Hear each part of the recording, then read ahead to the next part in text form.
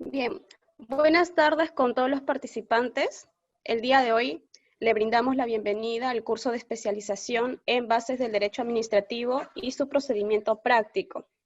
El día de hoy tenemos el agrado de presentar al doctor Jorge Leiva Poveda, quien es doctor en Derecho por la Universidad Escuela Libre de Derecho de Costa Rica, especialista en Derecho Administrativo por la Universidad de Salamanca de España, máster en Protección de Derechos Humanos y especialista en Derecho Internacional Público por la Universidad de Alcalá de Henares de España. Diplomado en Derecho Público en siglo XXI, University for Peace y University de Alemania. Bienvenidos a todos. El doctor en esta oportunidad se va a dirigir a ustedes y podrán realizar sus preguntas al finalizar la exposición. Bien, doctor, bienvenido. El día de hoy se va a abordar el tema fuentes y principios del derecho administrativo.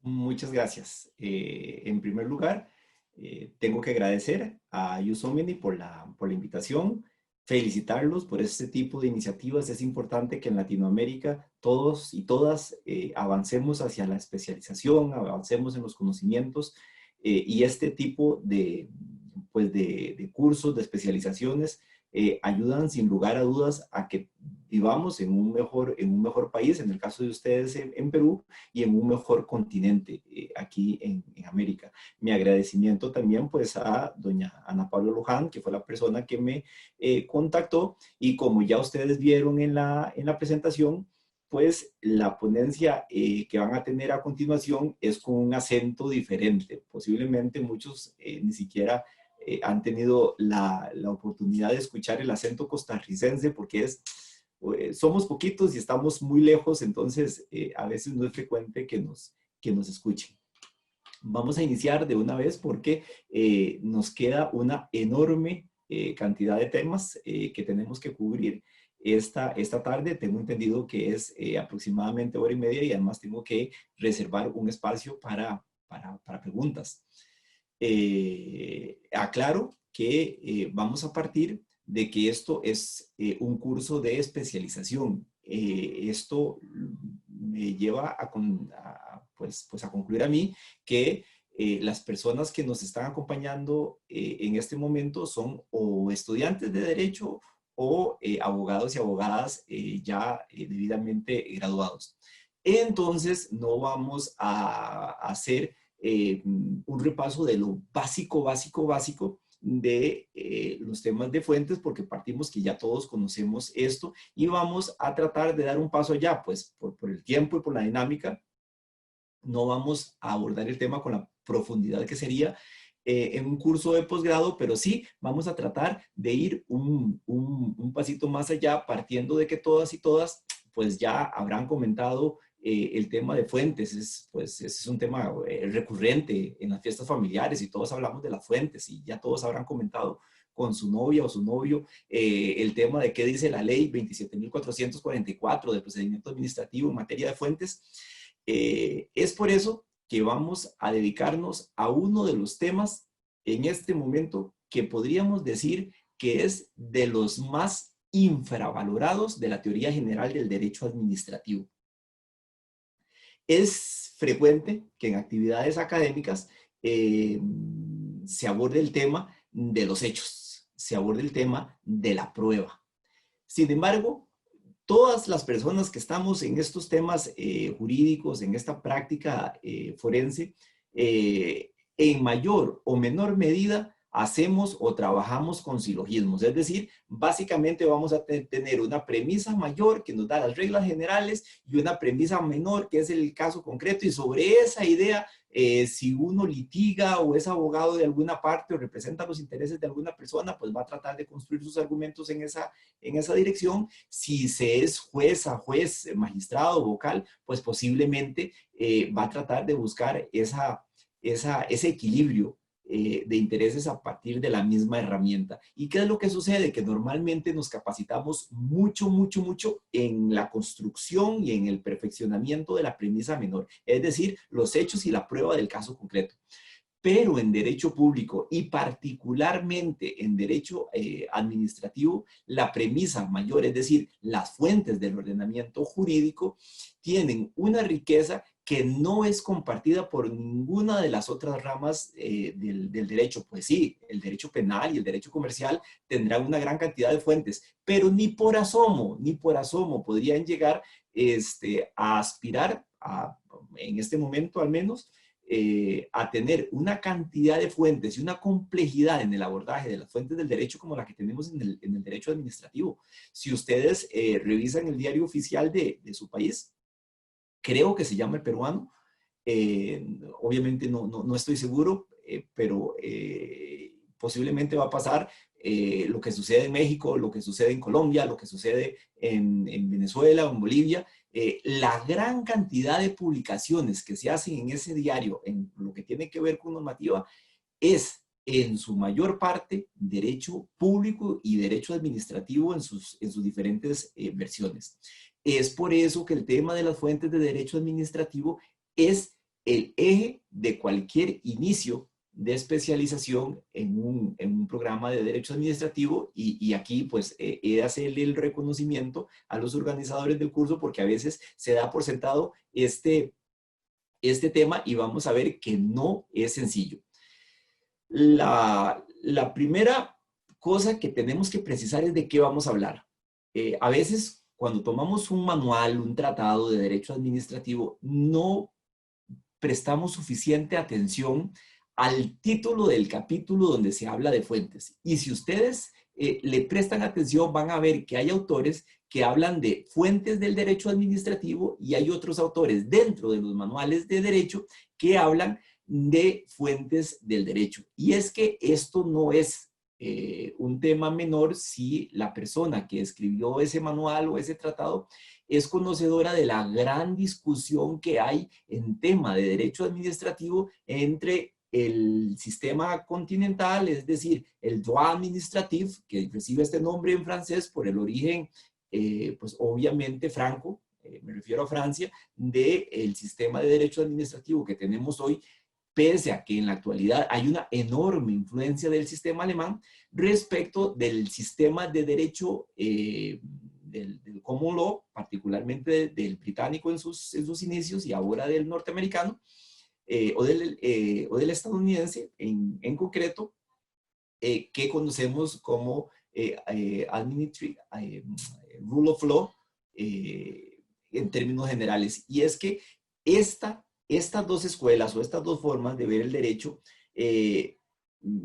marcan una gran diferencia, porque en temas de derecho administrativo, la escuela del Rule of Law, que es la que pues recientemente ha ido imponiéndose en este esquema general de fuentes del derecho administrativo, entiende que cuando hablamos de fuentes del derecho administrativo no podemos centrarnos únicamente en la normativa que aplica a las administraciones públicas, que rige las administraciones públicas, porque el derecho administrativo va más allá.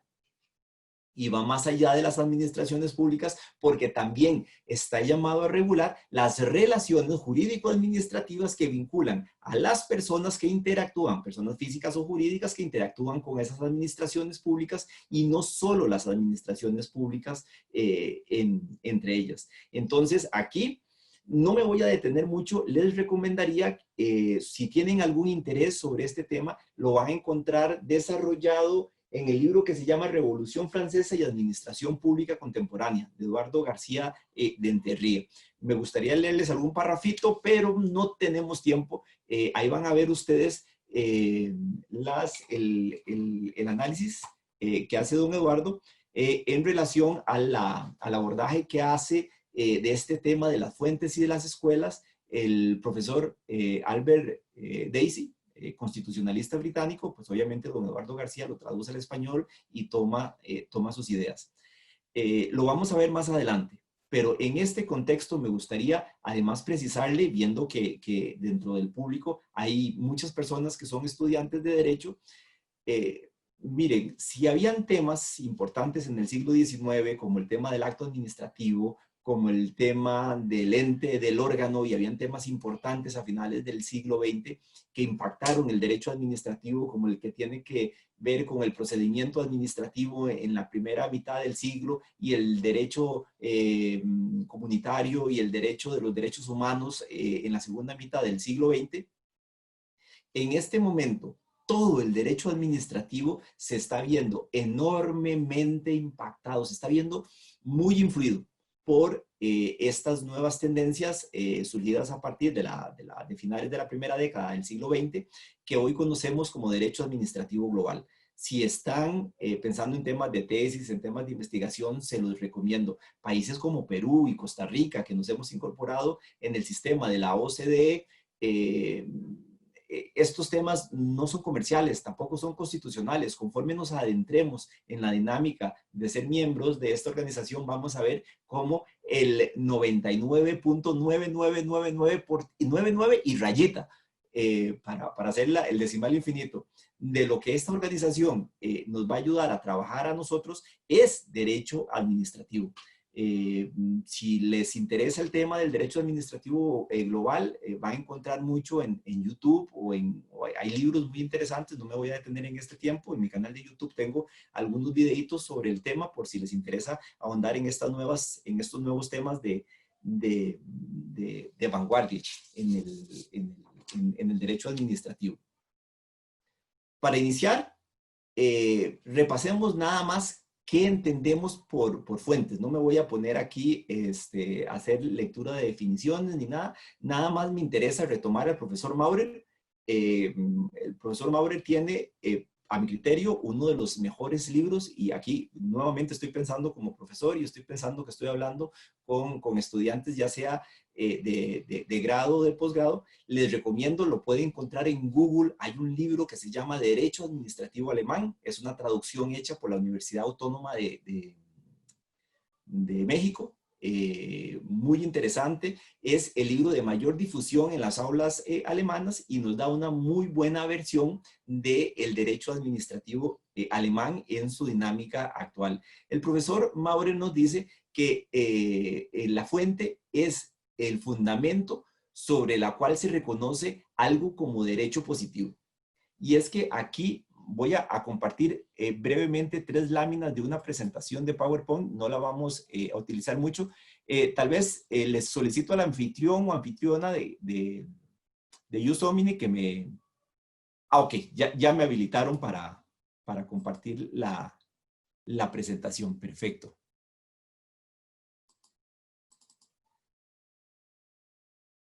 Ok, vamos a esperar.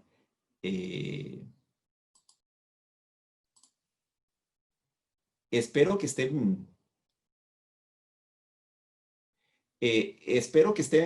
viendo la lámina que les estoy compartiendo en este momento. Esto que estamos viendo aquí es algo que tiene que ver con un hombre que ya todos y todas habremos escuchado en la universidad en algún momento, sobre todo en los primeros años. Todos escuchamos hablar del señor Hans Kelsen y su teoría pura del derecho. Bueno, esta teoría pura del derecho es la base del sistema de fuentes y vamos a repasar brevemente. Claro, posiblemente los que ya pasaron por las aulas van a estar diciendo esto no tiene cara de pirámide, y es que les quiero comentar que aquí ustedes lo que están viendo es una vista lateral de eso que ustedes posiblemente vieron en la universidad, como la pirámide de Kelsen y toda aquella teoría de que todas las normas del derecho tienen su base en una norma anterior que le da base y sustento. Y así se va uno construyendo una norma que da sustento a otra hasta llegar a lo que Hans Kelsen llamaba, o el profesor Kelsen llamaba la norma hipotética fundamental, que es un pacto social que sostiene la constitución política. Pues bien, esto es una vista lateral. Ustedes van a ver aquí en su pantalla en este momento una vista de lado de esta pantalla y de esa construcción de fuentes, y quiero explicarles qué es, porque para entender un sistema de fuentes tan complejo como el que tiene el derecho en general y en particular el derecho público en el siglo XXI, es necesario entender esto. Ustedes van a ver en este gráfico una construcción en amarillo. Esa construcción en amarillo, como ustedes pueden ver, es la base de todo el sistema. Sí tiene un anclaje en el lado derecho, pues al lado izquierdo me sale a mí en la pantalla, que es su base, que es la que la sostiene, que es esa norma hipotética fundamental, pero todo el sistema se sostiene a partir de una norma de infraestructura, de un andamio, de una construcción que, aunque no es toda proyectada hacia el sistema de fuentes, sí tiene una proyección parcial. Esa estructura, que es la más importante, es la constitución política. Vamos a ver que no necesariamente en todos los sistemas la constitución política es la norma de mayor jerarquía, pero sí es la más importante. Y es a partir de esa norma que la doctrina denomina norma de infraestructura primaria que salen otras ramas que permiten el surgimiento o que crean otras fuentes del derecho. Eso justamente es lo que ven ustedes aquí en color naranja o anaranjado, normas de infraestructura secundaria que permiten la creación de otras fuentes del derecho. Y básicamente les decía que esto es una visión lateral porque las fuentes aquí las vemos de lado. Aquí ustedes pueden ver estos rectangulitos verticales que ustedes ven aquí. Se pueden imaginar que eso es, si se quiere, las fuentes vistas desde frente. Es más, aquí, antes de empezar a analizar cada uno, vamos a romper algunos mitos del sistema de fuentes del derecho administrativo. Si ustedes hubieran tenido que hacer un abordaje del sistema de fuentes en el siglo XIX o a principios del siglo XX, hubiera sido facilísimo, porque era el tema básicamente de la pirámide como lo conocemos en este momento. Y entonces, en aquellos momentos históricos, se decía que el sistema de fuentes era una pirámide. Ya no es una pirámide. La gente sigue hablando de esto, pero vamos a ver que el sistema complejo de organización de las normas del derecho nos llevan a abandonar ese esquema. Sí nos sirve en el sentido de entender que es un edificio y vamos a seguir entendiéndolo como un edificio en donde hay diferentes niveles y que la norma que está en un piso superior o en un nivel más alto prevalece sobre la inferior con algunas excepciones. Sin embargo, aquí también hay que hacer algunas precisiones que a veces cuando uno escucha o está en alguna presentación de alguna tesis, inclusive a nivel doctoral, pues llama la atención de imprecisiones. Y es que también me interesa que vean los dos edificios que pues yo no soy diseñador, soy abogado, entonces les voy a pedir de la manera más vehemente que ustedes hagan el esfuerzo de imaginar que estos dos cuadritos que están en gris aquí abajo son edificios. Ok, en el primer edificio, esto es lo más común que las personas piensan, es decir, todas las normas están en un nivel acomodadas de manera vertical y cada norma ocupa un nivel. Eso es falso.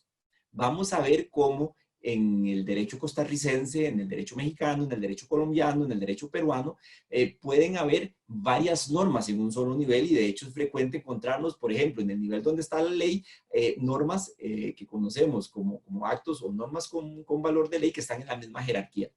Y esto ha llevado a algunas personas a imaginar que el esquema de fuentes es algo como lo que ven a la derecha, que es decir, hay un sistema de varios niveles y en cada nivel hay o pueden haber diferentes tipos de normas, entendido cada rectángulo como un tipo de formas.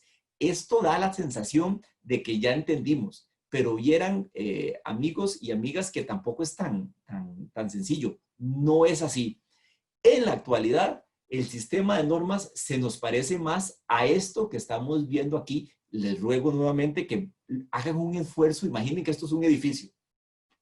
Y en este edificio vamos a encontrarnos normas escritas, que son las grises, normas no escritas. Más adelante vamos a hablar de la jurisprudencia, vamos a hablar de los principios generales del derecho, que pueden ocupar los mismos niveles que las normas que interpretan o que delimitan, tanto en su sistema como en el nuestro y en el costarricense, aunque nosotros tenemos otras funciones distintas a las de ustedes para las normas no escritas. Y tenemos además la posibilidad de que ciertas normas, por ejemplo, normas de rango legal, generen toda una escala de fuentes para un sector específico, toda una escala de normativa supletoria. Aquí vamos a ver además les marco en rojo y en amarillo fenómenos que se dan en temas de fuentes, el tema de la reserva de ley, de la reserva reglamentaria, después lo vamos a comentar, o fenómenos reconocidos por la doctrina más reciente de transferencia de potencia y resistencia de una norma mayor a una menor.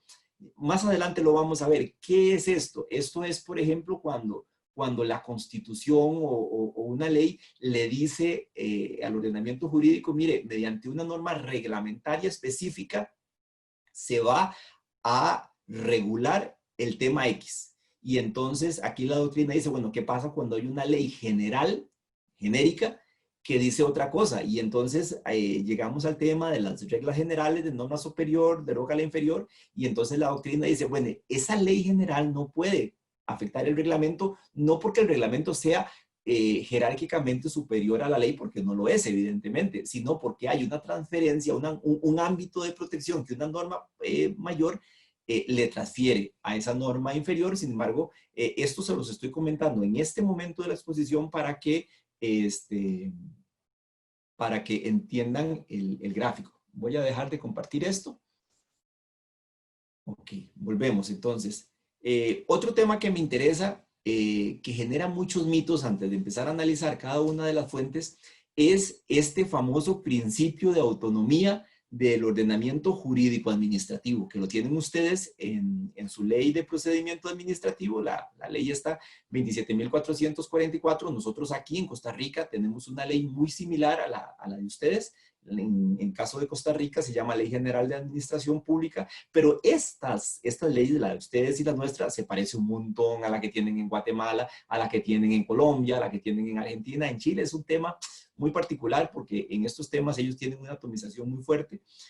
Pero me interesa nada más detenernos porque en el artículo 5, inciso 1 de su ley, dice más o menos lo siguiente: el ordenamiento jurídico administrativo integra un sistema orgánico que tiene autonomía respecto de otras ramas del derecho. Perdón, nuestra ley dice prácticamente lo mismo. En nuestra ley, el artículo 9, lo que nos dice es el ordenamiento jurídico administrativo es independiente de otras ramas del derecho. Entonces, ¿qué pasa cuando empezamos a hablar de fuentes? Que la gente piensa que es un universo aparte, algo así como el mundo del Demogorgón en Stranger Things de Netflix, o que es una dimensión paralela al resto del ordenamiento jurídico. En realidad esto no es así. En realidad debemos dejar a un lado la definición que nos da el DRAE de autonomía para este tema concreto y tenemos que entender que el derecho administrativo va a tratar de autocomponerse primero por sus propias normas y excepcionalmente va a brincar al derecho civil, pero no significa que es un mundo aparte. Digamos que lo que tenemos es como una habitación lejana del resto de la casa, pero finalmente estamos en el resto de vivimos en un sistema con todo el demás ordenamiento. Y aquí dije dos palabras que también hay que tenerle mucho cuidado. Casi todos los y las personas que escriben en estas cosas, y ustedes los van a ver en las resoluciones, hablan de el ordenamiento jurídico o hablan del sistema normativo. Aquí tengo que aclarar, en primer lugar, que ni es un sistema ni está ordenado. Eso es como podríamos decir, un conglomerado de normas. Todos los diferentes tipos de sujetos con capacidad de producir normas, producen normas. Y en principio tratan de que el sistema sea armónico, pero sabemos que esa aspiración de sistema no se logra cumplir en un 100%. Tampoco es un sistema completamente ordenado. Las personas, aquellos y aquellas de ustedes que ya han trabajado en esto, verán que no es infrecuente encontrarse con una situación de normas contradictorias, y es aquí donde nos encontramos una serie de herramientas para ir jerarquizando, ir determinando cuál norma va a prevalecer ante cuál. Y aquí nos encontramos pues en la doctrina latinoamericana y en la doctrina iberoamericana en general, básicamente con dos herramientas: la potencia, que hace relación a la vinculación y modo de relacionarse entre normas en una escala vertical, es decir, aquí, palabras más, palabras menos, es aquel principio de norma superior, deroga la inferior, pero les digo, atención, que eso no siempre es así. Y tenemos el otro concepto de la resistencia, es decir, la resistencia hace referencia a la situación de personas que están, de normas que están en un mismo nivel jerárquico. Los alemanes además meten un tercer elemento que es el autor de la norma, pero aquí no me voy a detener. Les recomiendo el libro que les hablaba del profesor Maurer. Ahí en Google van a encontrar muchas versiones digitales. Dicho esto, iniciemos. Nada más me resta, antes de empezar a hablar de la Constitución, aclararles que si no están muy versados en estos temas y van a empezar a leer de fuentes, porque creo que después de la actividad de esta tarde-noche, el tema se va a volver más interesante. Tener conciencia, perdón, que cuando hablamos de normas o de fuentes materiales, no estamos hablando de normas jurídicas propiamente dichas. La doctrina habla de normas de fuentes formales y de fuentes materiales, entendidas las fuentes formales como aquellos fenómenos sociales que nos llevan a producir fuentes formales, entendiendo que son fuentes formales justamente estas que sí nos interesan para efectos jurídicos y que dividen y estas fuentes formales se dividen en fuentes formales o normas escritas y en fuentes o normas no escritas. Aquí les digo, ¿se acuerdan que al principio hace un rato hablábamos del derecho administrativo global? Pues bien, este fenómeno de derecho administrativo global está llevando a los sistemas latinoamericanos y a los sistemas asiáticos a que tengamos cada vez más fuentes materiales que en el muy corto plazo generan fenómenos de soft law o de derecho suave. Estos son derechos secundarios, lo vamos a ver. Me interesa mucho que hablemos, vamos a hablar de hecho sobre el derecho secundario de la comunidad andina y que termina finalmente generando una especie de derecho administrativo fuerte, puro y duro. Vamos a ver, primero vamos a comentar un poco el tema de las fuentes no escritas o de las normas no escritas. Le pediría al anfitrión que me habilite otra vez la posibilidad. Quiero compartir un cuadrito comparativo. Perfecto, muchas gracias, ya me habilitaron. Le comento a la persona que la voy a molestar posiblemente después de esto una vez más para que me habilite la posibilidad de compartir y ya no los molestaría más con eso porque el resto lo haría yo. Aquí admito una persona que está llegando y empecemos. Aquí les quiero mostrar una comparación tanto de su sistema como del mío aquí en Costa Rica en lo que hace a las fuentes no escritas. Su sistema reconoce, en principio, dos tipos de fuentes no escritas. Ahorita vamos a comentar cómo las entendemos y qué pequeña diferencia tenemos nosotros respecto de ustedes en lo que hace a los principios. Ustedes tienen como fuentes no escritas la jurisprudencia y los principios generales del derecho administrativo. Aquí en Costa Rica nosotros tenemos la jurisprudencia, los principios generales del derecho y la costumbre. Y otra diferencia, no me voy a meter en la costumbre como fuente de derecho porque eso nos atañe más a las personas que vivimos en sistemas donde la costumbre sí puede ser fuente. No toda la costumbre, les aclaro, hay una construcción complicadísima en Costa Rica, en España o en Alemania, donde excepcionalmente la costumbre puede ser fuente de derecho y hay tipos de costumbres, categorías. Entonces, aquí no me voy a meter porque tengo el tiempo limitado. Tanto ustedes como nosotros tenemos jurisprudencia y principios como fuentes, como posibles fuentes, solo que en el sistema peruano, a diferencia del sistema costarricense, estas normas no escritas tienen una única función. Es decir, de lo que pude revisar en jurisprudencia, encontré varios ejemplos donde, a tenor de lo que dice la norma, la jurisprudencia y los principios generales del derecho sirven para interpretar y delimitar la norma jurídica escrita que están ayudando a entender o a completar o a establecer los límites. Y quedaría entonces ubicada esa interpretación en el rango de esa norma porque esa norma escrita le estaría pasando la potencia y la resistencia. En el caso nuestro, nada más les comento que nosotros tenemos dos funciones para las normas no escritas nuestra Ley General de la Administración Pública, al igual que la de ustedes, copia o tiene el mismo enunciado respecto de la función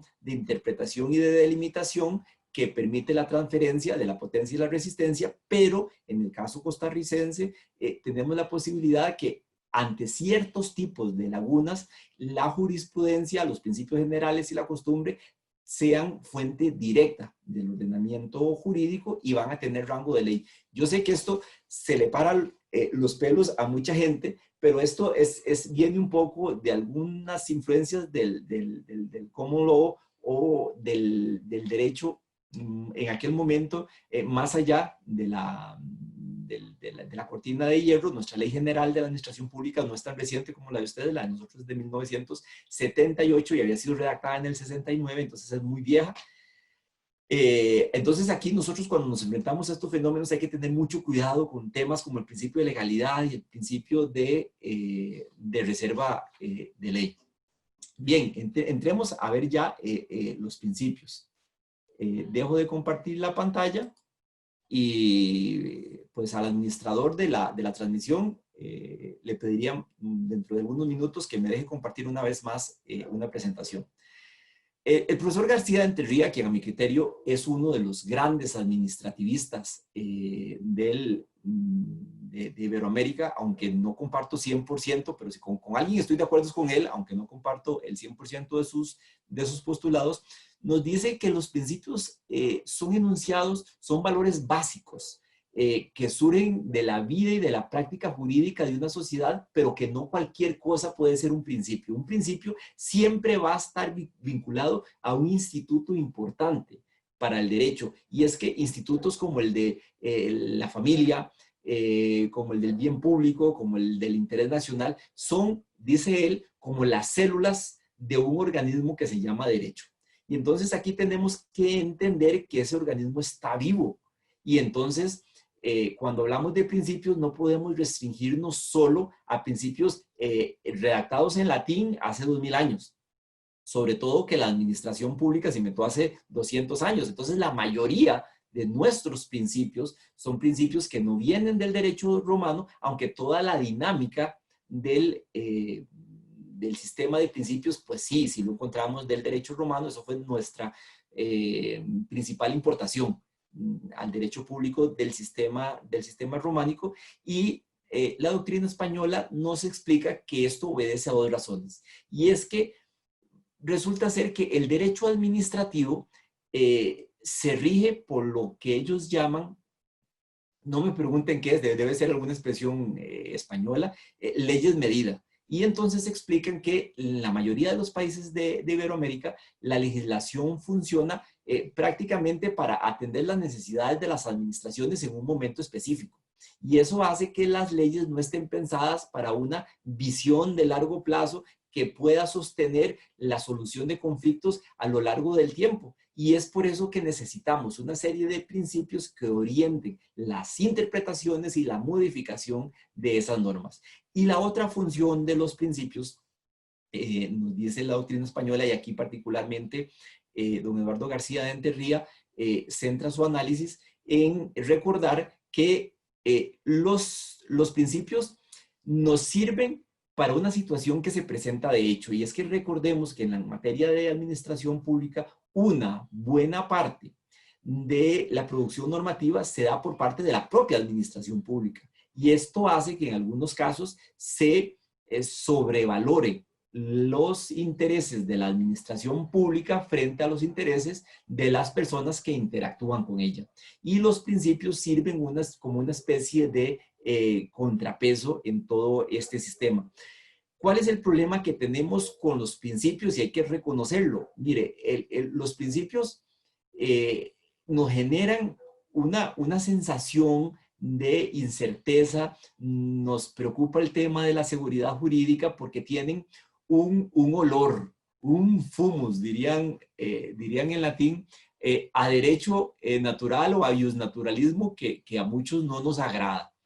Y entonces a veces tenemos que tener mucho cuidado con este tema en esta dirección, los alemanes sí han desarrollado más estas precisiones de los principios alejados del derecho natural y acercándose más a la vinculación que hay entre los principios y lo que ellos llaman el derecho judicial o la jurisprudencia, entendida como aquella manera mediante la cual estos principios son definidos y precisados a través de la jurisprudencia. Y aquí quiero poner ejemplos.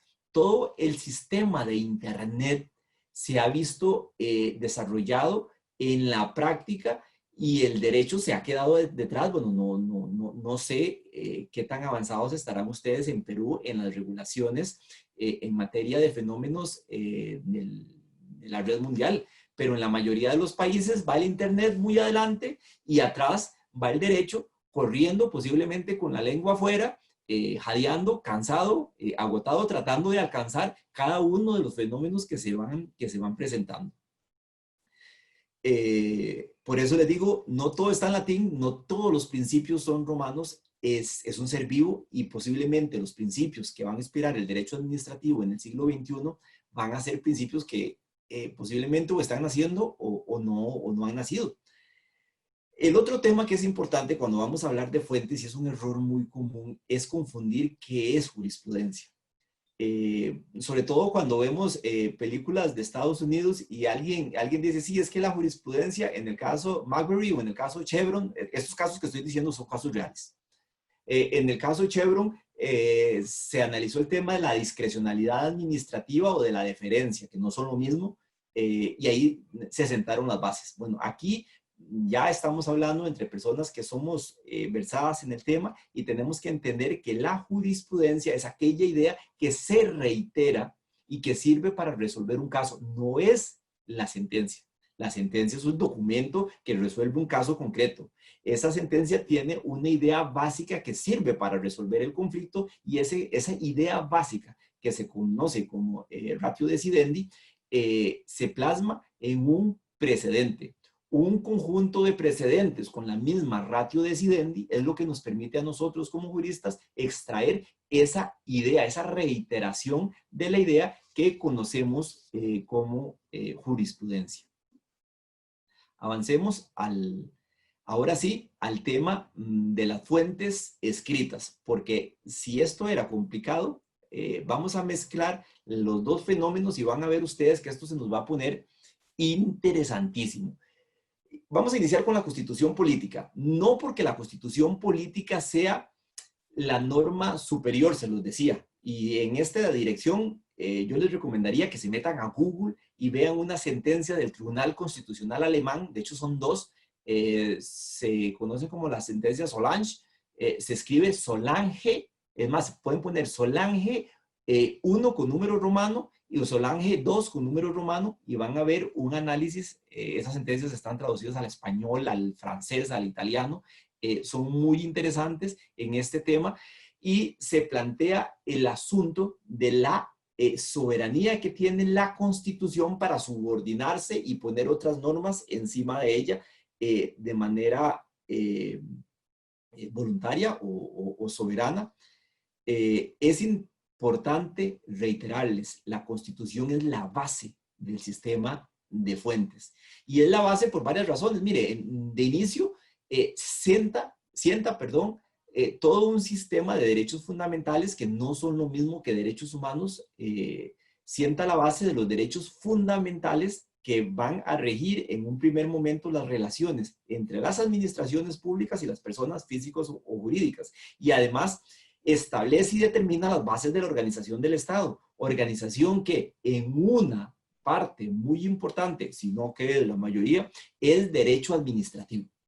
Y entonces ahí es donde vemos cómo la doctrina internacional, inclusive la doctrina peruana, el profesor Guzmán Ñapurí nos habla al momento de hablar del tema de la Constitución peruana en sentido material, de instituciones constitucionalmente garantizadas o de garantía constitucional, de instituciones como la autonomía universitaria, como la autonomía municipal, como la autonomía municipal, la economía social de mercado, el principio de subsidiariedad. Todos estos temas que tienen ustedes en su Constitución en sentido material, la tenemos nosotros. tal vez aquí nada más voy a hacer una nota al pie de página, tal vez debí hacerlo.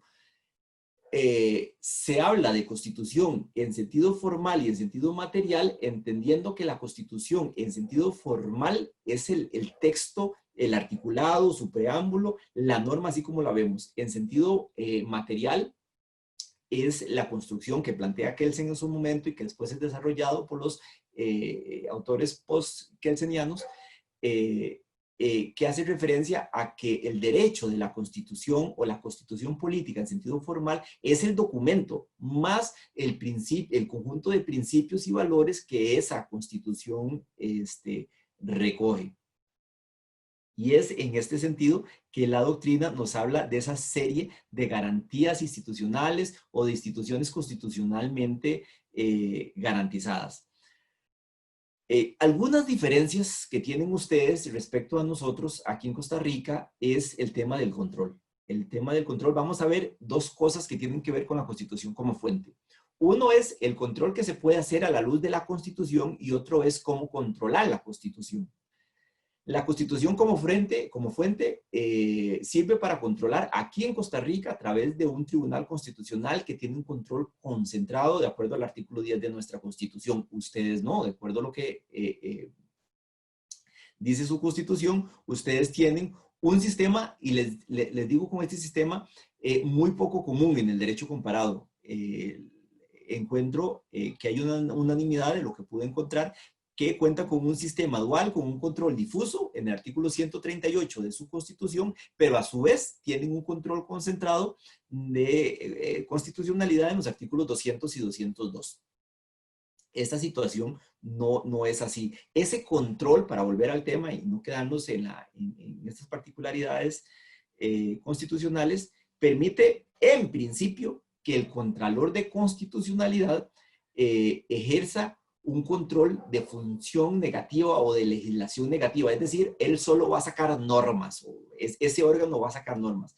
O al menos así lo pensaron los austriacos cuando adoptaron el sistema kelseniano, que después se regó por Europa y nos terminó influyendo a nosotros.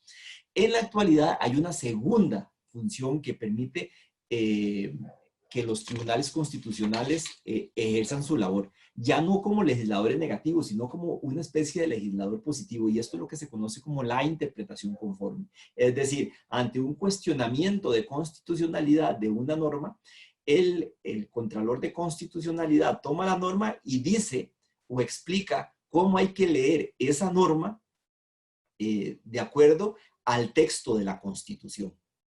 Y resulta ser que a veces esas interpretaciones conformes pues vienen siendo toda una construcción que no fue la pensada originalmente por el legislador, y el constitucional lo que está haciendo es innovando. Esta crítica con respecto a la interpretación conforme es, mire, generalizada en todos los sistemas donde hay sistemas de control de constitucionalidad que han evolucionado hasta llegar a la interpretación conforme. En cuanto al control de lo que dice la Constitución, pues evidentemente ustedes en Perú tienen un sistema que le permite al Tribunal Constitucional controlar normas infraconstitucionales o normas que puedan implicar una reforma a la Constitución para que sea armónica con todo el resto del sistema.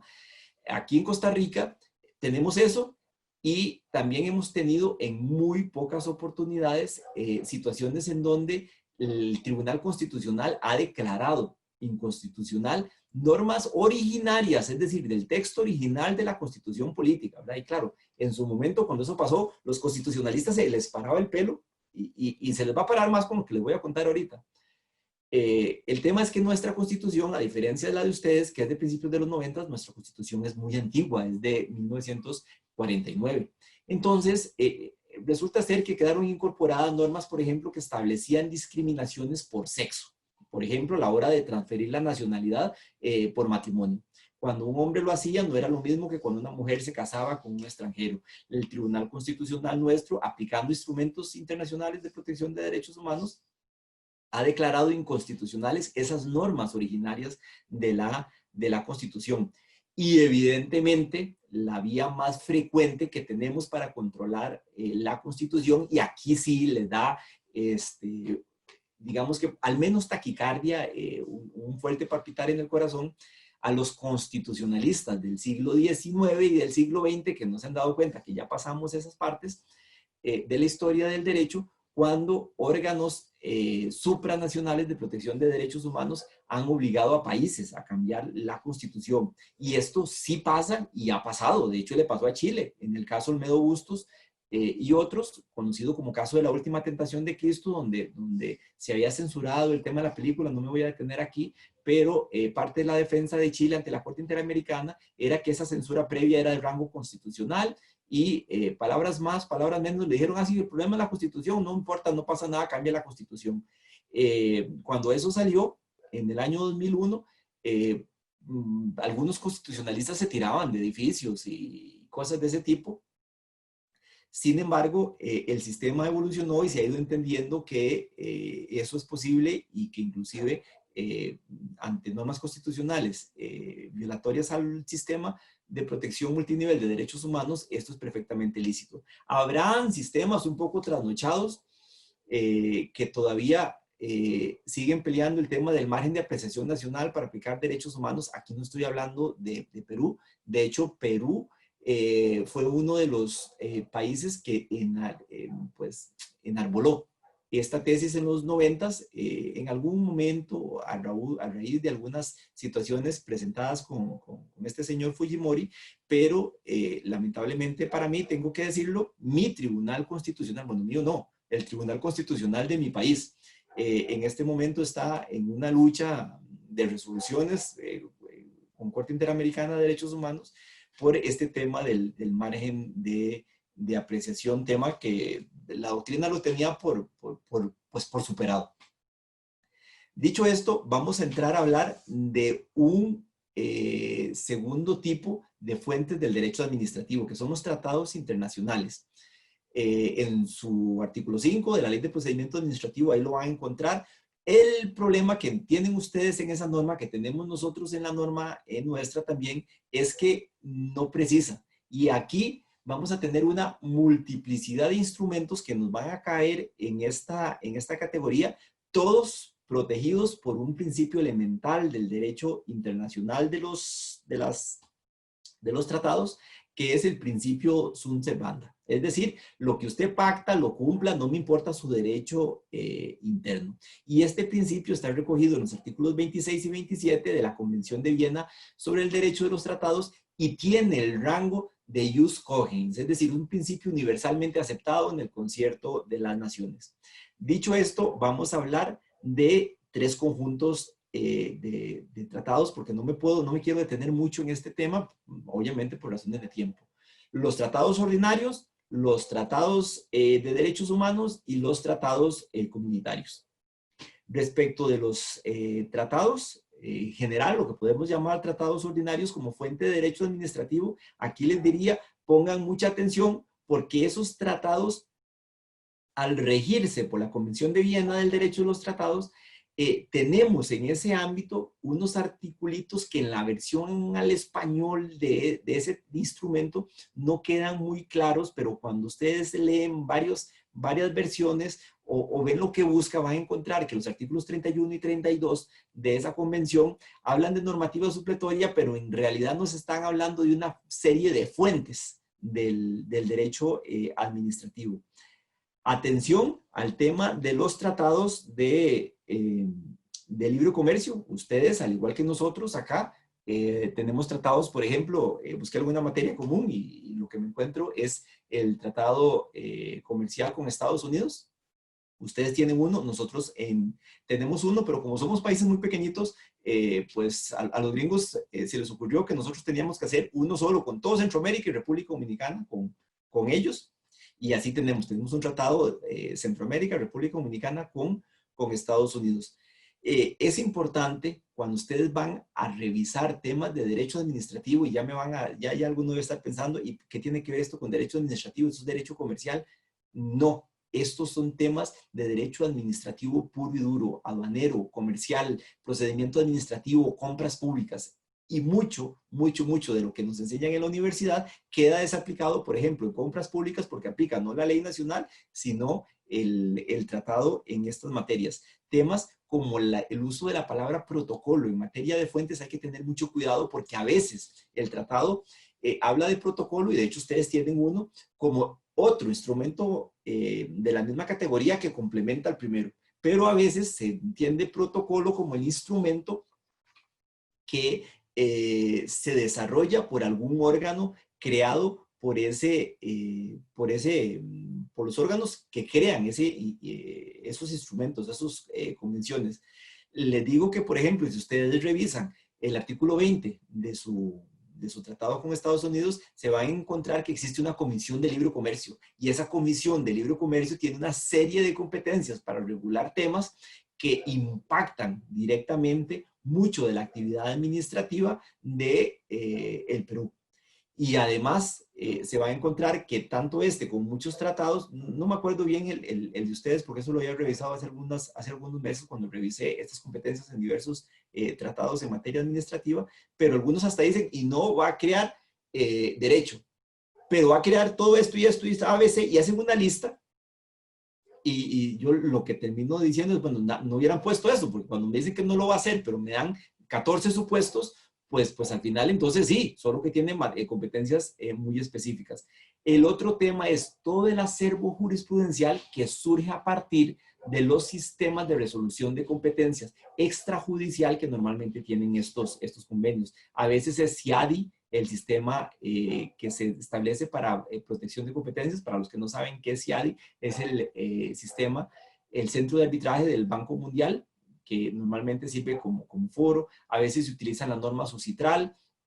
En fin, no me voy a meter esto. Lo que les quiero decir es que hay mucho derecho administrativo en estos tratados y crean muchas fuentes.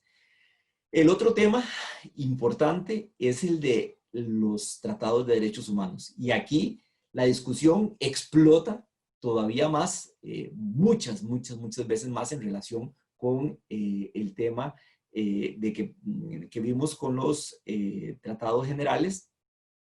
Y es que aquí hay una enorme discusión de cuál es la jerarquía de los tratados de derechos humanos. Les comento que aquí en Costa Rica la norma que tenemos o la regla que teníamos hasta que se discutió el tema de personas, de relaciones de matrimonio en personas del mismo sexo, era que en el tanto den más derechos, los tratados van a estar por encima de la Constitución. Es más, nosotros no usamos el tema de tratados, que es una forma muy específica de instrumentos, como si lo tienen ustedes de una manera más técnica.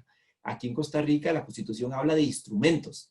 Y instrumentos es como el género. Entonces, para nosotros, si da más derechos, está por encima de la Constitución tanto un tratado como un conjunto de principios, como una declaración.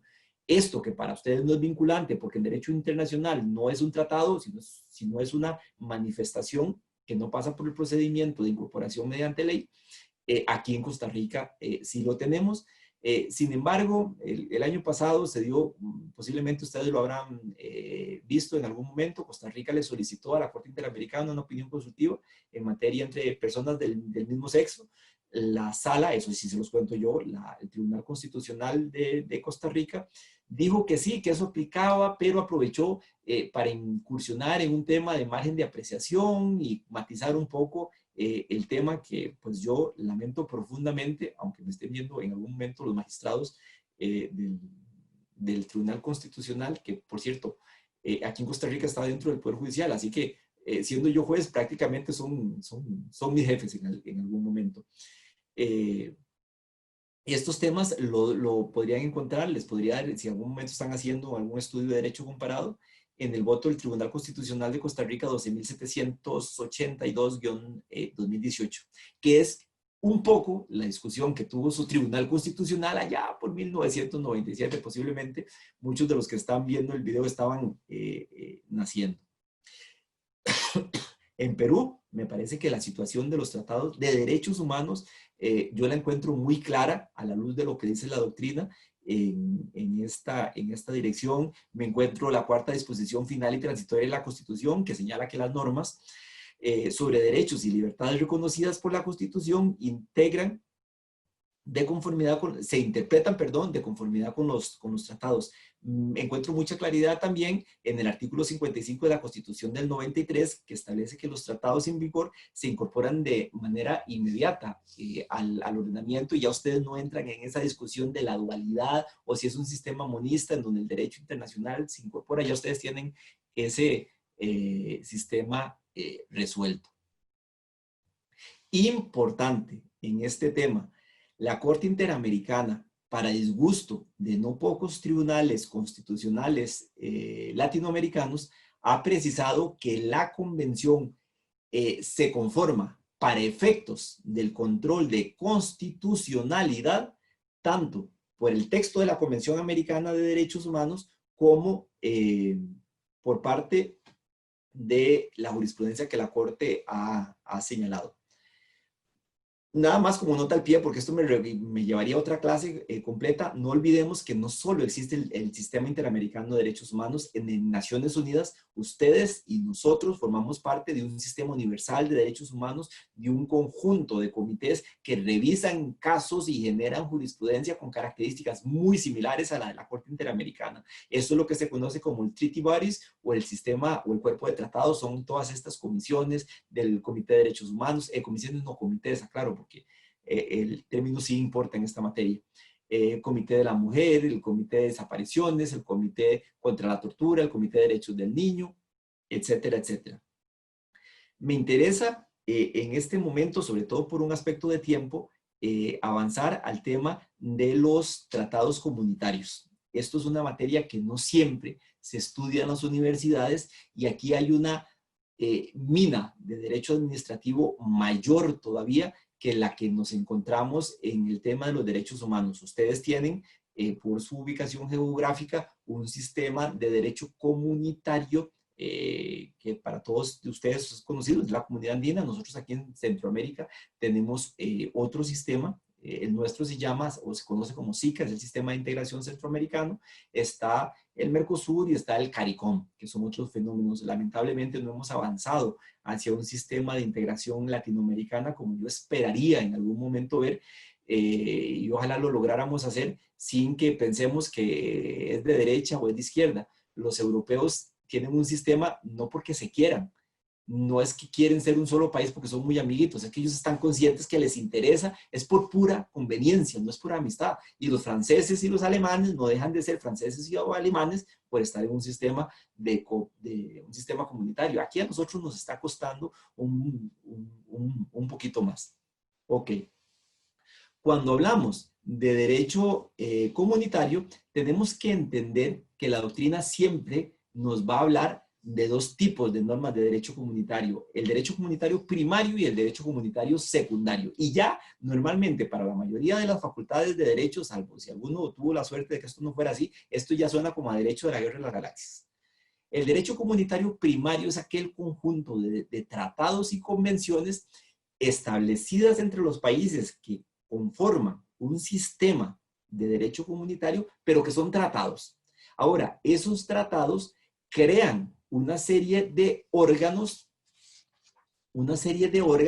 que a su vez tienen competencia para emitir normas jurídicas subordinadas a esos tratados. En el caso de ustedes, pues todo el sistema de ustedes nace con la Declaración de Cartagena de finales de los 60. Nosotros también empezamos en los 60 aquí en Centroamérica, solo que un poquito antes, unos cuantos años antes, con la creación de la Comunidad de Estados Centroamericanos. En el caso de nosotros, eso se modificó en los 90. Ustedes siguen con un sistema muy similar, aunque han vivido una situación muy particular, particularmente con Chile y con Venezuela, que van y vienen, pero no me voy a detener en ese caso.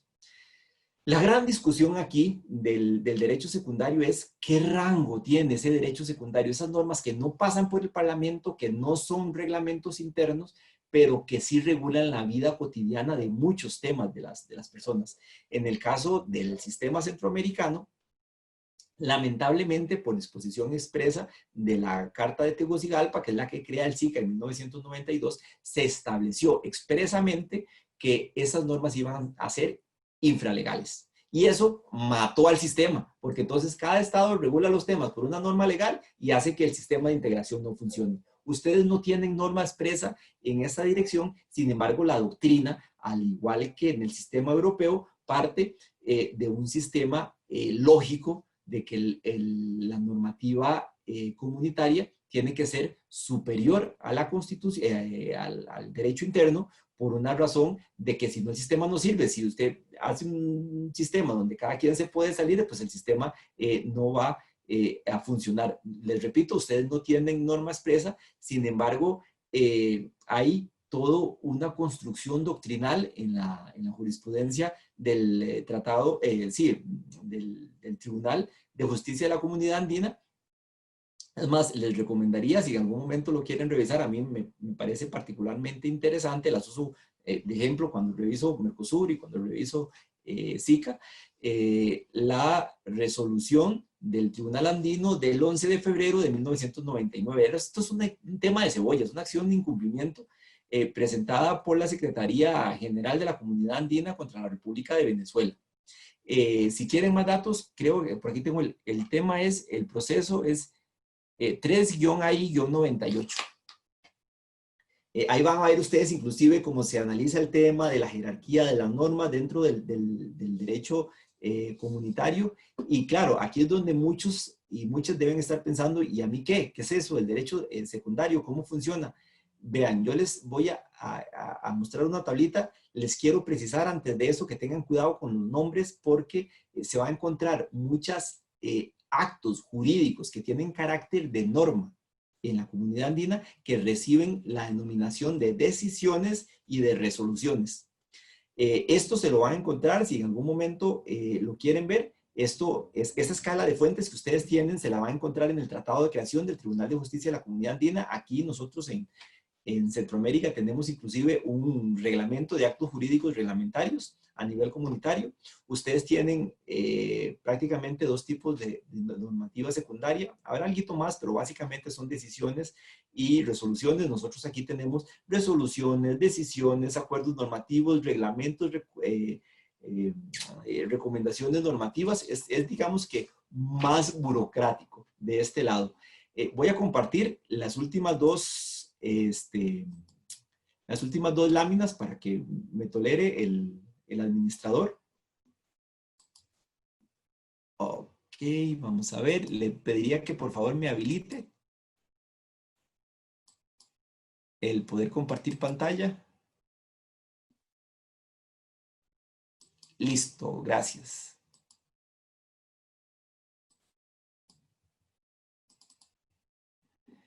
Vean, esto es una muestra tomada de la revista de Derecho Administrativo Económico. Es a 2017.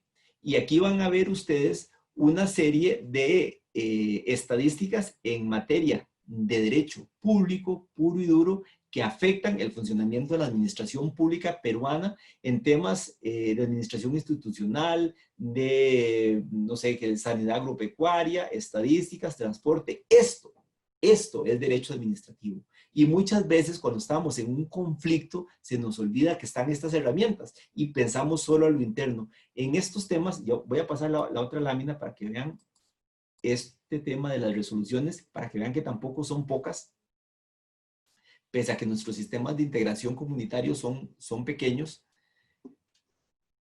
Listo. Muchas gracias al administrador. Ya no voy a molestar más con el tema de la administración. Tenemos que entender que todas estas son armas que nos van a permitir litigar, argumentar en un conflicto jurídico como premisa mayor al momento de probar nuestros hechos, y a lo mejor aquí hay herramientas que no conocemos, o a lo mejor hay no sé, una situación en donde es la contraparte la que está luchando contra nosotros en un conflicto de esta naturaleza, y de repente nosotros fuimos a la universidad y nos enseñaron algo que se llamaba la pirámide de Kelsen. Y el día que se tenía que hablar del derecho comunitario secundario, pues ese día la profesora o el profesor se le fue el abordaje de este tema. Y entonces resulta ser que en ese contexto, pues nadie nos explicó y nos surge como un conejo de la chistera un argumento en contra basado en una decisión de la comunidad andina. y no tenemos idea de que eso, pues sí, es una norma, pero que también la podemos impugnar. Igual que es importante que el administrativista sepa cosas que posiblemente no lo sabe el penalista o que no lo sabe la persona que trabaja en derecho de familia o en derecho comercial, que cuando me impugnan un reglamento, yo no tengo ningún problema. Me estorba el reglamento, igual que me estorba el acto administrativo, impugnaré el reglamento en su condición de actividad administrativa formal, porque ahora además tenemos una legislación, ustedes y nosotros, más de vanguardia en temas de impugnación de este tipo de cosas. Pues bien, en el momento que se nos presente una situación que tenga que ver con derecho comunitario, sepamos que están esas herramientas y que incluso cuando sean usadas en contra de nosotros, pues en los artículos 17 y 19 del Tratado de Creación del Tribunal de Justicia de la Comunidad Andina me crea una acción de nulidad individual, es un contencioso administrativo, solo que comunitario. Aquí en Centroamérica nosotros tenemos un particular problema en Costa Rica, porque Costa Rica no reconoce la jurisdicción de la Corte Centroamericana de Justicia por una mala interpretación del estatuto, aunque sí somos parte del tratado, pero eso no es un tema que creo que sea de interés del grupo, entonces no me voy a meter en ese tema. Con esto estaría cerrando el tema de los tratados. Sé que tengo que dejar espacio para preguntas, entonces solo quiero, de previo a pasar a las preguntas, abordar un tema más que tiene que ver con el nivel que sigue, que es el de ley o actos con valor de ley. Mucho habrán ustedes escuchado del tema de la reserva de ley. Y prácticamente lo que sus tribunales y los nuestros y los de los vecinos de ustedes y los de los vecinos míos dicen es que la reserva de ley implica que hay ciertos temas que tienen que ser regulados en normas que tengan rango de ley. Y en principio suena muy, muy romántico el tema porque es claro que en el Parlamento, que es el órgano que produce nuestras leyes, hay representación de todos nosotros. La realidad es que nuestros sistemas permiten que en ese nivel en donde está la ley hayan otros tipos de normas que no tienen ese proceso ni esa legitimidad democrática que tienen el rango de ley. Y entonces aquí es donde siempre se pensaba que ciertos tipos de normas que no eran ley podían limitar ciertos tipos de derechos sin ningún tipo de problema en cuanto a su regularidad jurídica desde el punto de vista de los derechos fundamentales y de los derechos humanos. Pues bien, les comento que ya la Corte Interamericana en resoluciones, tanto de Perú como de Costa Rica, aquí inclusive les puedo dar una que yo pues, uso frecuentemente, el párrafo 273 de la sentencia del caso Artavia Murillo y otros de fecundación in vitro contra Costa Rica, un caso en que perdió Costa Rica en Corte Interamericana y fuimos condenados. En ese caso, al igual que en 2 o 3 casos que he visto por ahí en contra de Perú y de otros países, la Corte Interamericana, usé un caso de Costa Rica porque es una condena, entonces para no herir susceptibilidades, prefiero poner un caso de una condena nuestra. La Corte le dice a Costa Rica que la limitación de derechos fundamentales en lo que hace la reserva de ley tiene que ser dada en normas que tengan rango de ley y que además sean ley en sentido formal y material. ¿Qué significa que una norma sea ley en sentido material? Que tenga el rango y la potencia y la resistencia de ley, como lo hablábamos al principio. Y 2, que sea ley en sentido formal. Y cuando hablamos de sentido formal, aquí no hay ninguna discusión en doctrina. Es ley en sentido formal la que tuvo como proceso de formación un trámite democrático ante el Parlamento. Entonces, la reserva de ley que ustedes lo tienen y que lo tenemos nosotros, no es para cualquier norma que esté en ese escaño, en ese nivel de la escala de fuentes. Es solo para la ley en sentido estricto. Dicho esto, sé que nos falta el tema de los reglamentos, disposiciones generales, temas municipales. Eso ya es un poco más diferente en su sistema y en el nuestro. No voy a incursionar en este tema. Me encantaría muchas clases más para seguir hablando de fuentes. Normalmente el tema de fuentes me gusta verlo como un curso de posgrado completo. para poder inclusive ver jurisprudencia, ver derecho comparado, pero en razón de que estábamos ante una especialidad, me gustaba o esperaba dar este primer paso. Como tengo entendido que tengo que terminar a las 7, entonces voy a detenerme para escuchar preguntas.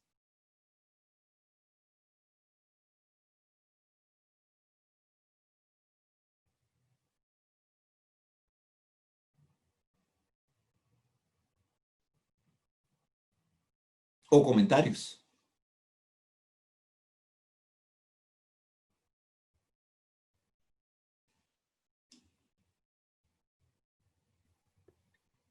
Cualquier persona que desee realizar preguntas pueden realizarlo activando su audio o escribiéndolo en el chat de Zoom. Ok, bueno, voy a abrir el chat yo también para leer por si alguien tiene preguntas. Nada más, mientras preparan las preguntas, les comento que aunque esto es un grupo cerrado, yo aquí en Costa Rica soy juez contencioso. Entonces, a veces, sin intención de las personas, la pregunta me lleva a tener que pronunciarme o ante la posibilidad de pronunciarme en algún caso que estoy conociendo en este momento como parte del Tribunal Contencioso Administrativo de la capital de aquí, de Costa Rica, de San José, en donde hay varios tribunales, yo integro uno. Entonces, si tiene que ver eso, ahí sí le pido a la persona, no creo que aquí se vaya a presentar, pero creo que la justificación o la explicación no está de más antes de que me enfrente a alguna pregunta.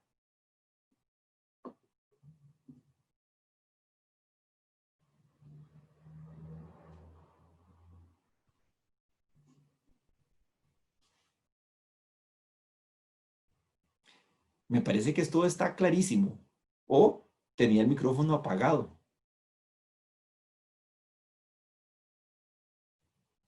A ver.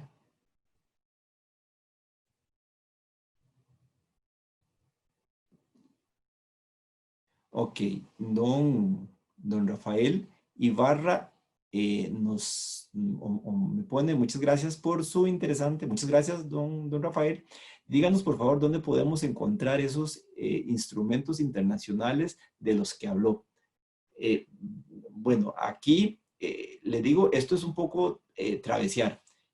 Naciones Unidas y Corte Interamericana, y cuando hablo de Naciones Unidas me refiero al Sistema Universal de Protección de Derechos Humanos de Naciones Unidas y Corte Interamericana, gracias a Dios ha ido evolucionando porque nuestros países también han ido evolucionando de conocer casos de masacres y de torturas, a conocer ya situaciones más que tienen que ver con el medio ambiente, con temas de administración pública y tecnología. Y entonces ahora es posible encontrar, por ejemplo, resoluciones en materia de contratación administrativa de Corte Interamericana o temas de desviación de poder y procedimiento administrativo en Corte Interamericana o temas sobre acto administrativo en jurisprudencia de Corte Interamericana. A veces pensamos que todos estos órganos nos van a hablar de solo torturas e integridad física. Pues sí, lamentablemente todavía se está hablando de eso. Es más, aquellos de ustedes que les interese, a raíz de esto lo digo a raíz de esta pregunta. Yo tengo un perfil en una página, perdón, además de mi página personal de Facebook, tengo una fanpage en Facebook, en donde los viernes acostumbro compartir jurisprudencia de la Corte Interamericana en temas de derecho administrativo. Entonces, esto lo hago el primer viernes de cada mes. Entonces, comparto cuál es la definición de derecho de desviación de poder que ha dado la Corte Interamericana, qué ha dicho la Corte Interamericana sobre motivación de actos administrativos, qué ha dicho la Corte Interamericana sobre la contratación administrativa, qué ha dicho Corte. Reviso la sentencia y trato de extraer qué elementos son importantes para nosotros los administrativistas. Pues sí, la tercera publicación que hago el tercer viernes tiene que ver con temas muy de Costa Rica, pero las otras 3 publicaciones pueden ser de su interés si les gusta los instrumentos. La OCDE, la página, es una gran fuente de información para enterarse de los últimos chismes del derecho administrativo internacional, y habrán también algunas páginas o algunos links en Naciones Unidas que si alguien está interesado lo podríamos ayudar dependiendo de qué parte del derecho administrativo le gusta. Voy a ver la otra. No sé si ya le contesté a Rafael. Voy a ver lo que nos dice doña Eva. Doctor, muchas gracias por su ponencia. Una consulta. La doctrina a nivel internacional constituye necesariamente una fuente de derecho. Ok. Vea, en principio, sí y no. Sí, para algunas partes del derecho internacional público que reconocen a la doctrina como una fuente del derecho. Y aquí habrán algunos tratados, sobre todo los más viejos, que dicen que la doctrina sí es una fuente del derecho. Esta es una pregunta buenísima, se lo digo, porque esto ha generado en el tema de fuentes, que si esto fuera un curso de doctorado, ahí nos metemos una clase completa, y es que varios tratados hablan de la doctrina de los países civilizados.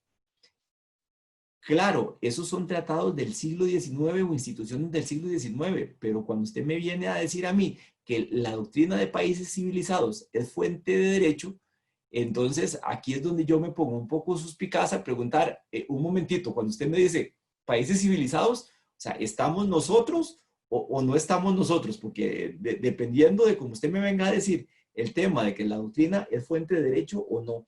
Hay algunos sistemas, además de derecho comunitario, que para algunos temas específicos admiten la doctrina como, como fuente. En principio, por regla general, salvo excepciones muy puntuales, la doctrina no es y no debe ser fuente del derecho. Y esto se lo digo porque a veces las personas que estudiamos derecho administrativo vamos a justificar y agarramos a García de Enterría y agarramos a Dromi o agarramos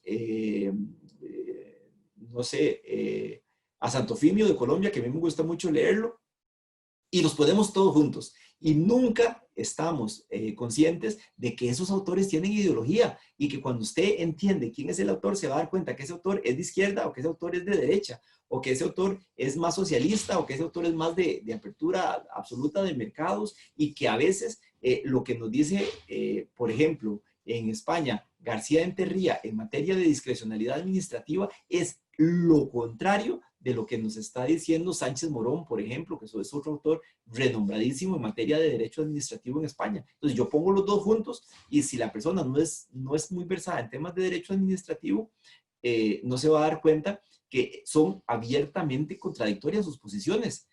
Y el problema es a cuál le vamos a dar validez. A García de Enterría porque nació antes y creció y se desarrolló en un contexto que le permitió que su gran y enorme trabajo se difundiera por toda Iberoamérica, o a un, no sé, o a alguna persona más joven que todavía está viva y que está escribiendo sus tratados.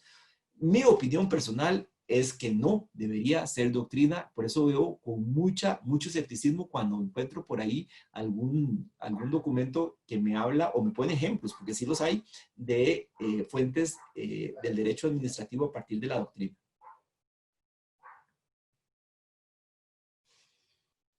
No sé si con esto, igual si alguna de las dos personas que hicieron las preguntas sienten que no les contesté, entonces yo no me molesto, me pueden poner ahí en el chat, evadió el tema, contésteme, no me va, o algo así, como guste. Doctor, buenas tardes. Le habla Eva Cordero. Muchísimas gracias. Excelente, he entendido su respuesta. Muchísimas gracias. Gracias a usted, doña Eva.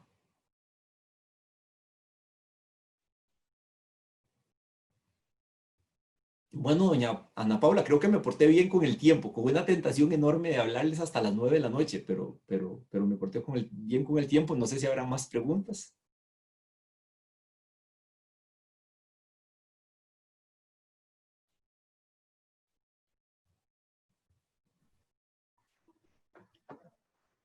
¿Alguien más desea realizar alguna otra pregunta para que el doctor Jorge pueda absolverlos?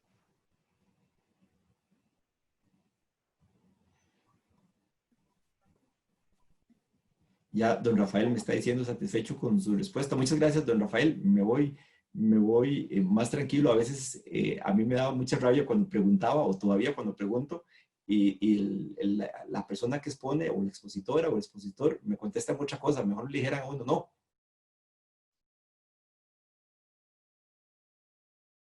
De mi parte, muchas gracias por su atención. Entonces, me parece que ya no hay más preguntas, me parece.